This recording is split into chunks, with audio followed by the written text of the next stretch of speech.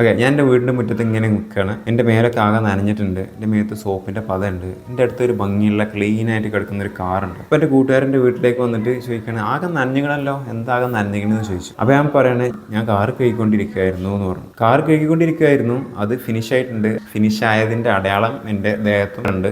ഫിനിഷായിട്ട് നിൽക്കുന്ന കാറും കണ്ടു. ഞാൻ എന്തുകൊണ്ടാണ് ഇങ്ങനെ നനഞ്ഞത് എന്ന് ഞാൻ പറഞ്ഞ് മനസ്സിലാക്കി കൊടുക്കുകയാണ്. അതെങ്ങനെ പറയാം? I have just been cleaning the car. അപ്പോൾ ഇത് കമ്മ്യൂണിക്കേറ്റ് ചെയ്യാൻ നമ്മൾ ഉപയോഗിച്ച ഇംഗ്ലീഷ് ടെൻസ് ഏതാണ്? പ്രസന്റ് പെർഫെക്റ്റ് കണ്ടിന്യൂസ് ടെൻസ് ആണ് നമ്മൾ ഉപയോഗിച്ചത്. അപ്പോൾ ഇന്നത്തെ വീഡിയോയിൽ പ്രസന്റ് പെർഫെക്റ്റ് കണ്ടിന്യൂസ് ടെൻസിന്റെ പോസിറ്റീവ് സെന്റൻസ് സ്ട്രക്ചർ ഞാൻ ക്ലീൻ ചെയ്തുകൊണ്ടിരിക്കുകയായിരുന്നു, നെഗറ്റീവ് സെന്റൻസ് സ്ട്രക്ചർ ഞാൻ ക്ലീൻ ചെയ്തുകൊണ്ടിരിക്കുകയായിരുന്നില്ല, പോസിറ്റീവ് ക്വസ്റ്റ്യൻ സെന്റൻസ് സ്ട്രക്ചർ നിങ്ങൾ ക്ലീൻ ചെയ്തുകൊണ്ടിരിക്കുകയായിരുന്നു, നെഗറ്റീവ് ക്വസ്റ്റ്യൻ സെന്റൻസ് സ്ട്രക്ചർ നിങ്ങൾ ക്ലീൻ ചെയ്തുകൊണ്ടിരിക്കുകയായിരുന്നില്ലല്ലോ എന്നുള്ള കാര്യങ്ങളൊക്കെ നമ്മൾ ഇന്നത്തെ വീഡിയോയിൽ നോക്കും.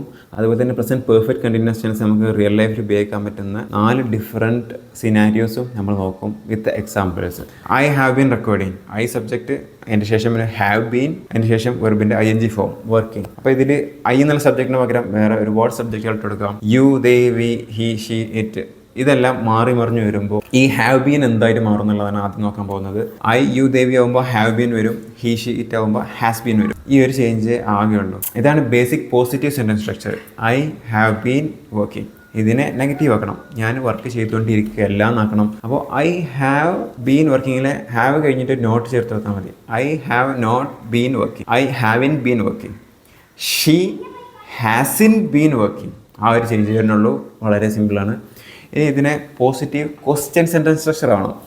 ഐ ഹാവ് ബീൻ വർക്കിങ്ങിൽ ഹാവ് എടുത്തിട്ട് ഐൻ്റെ പിന്നിലോട്ട് വെച്ചെടുത്താൽ have I been working. Have I been working ഇതൊരു ക്വസ്റ്റ്യൻ ആയിട്ട് മാറി.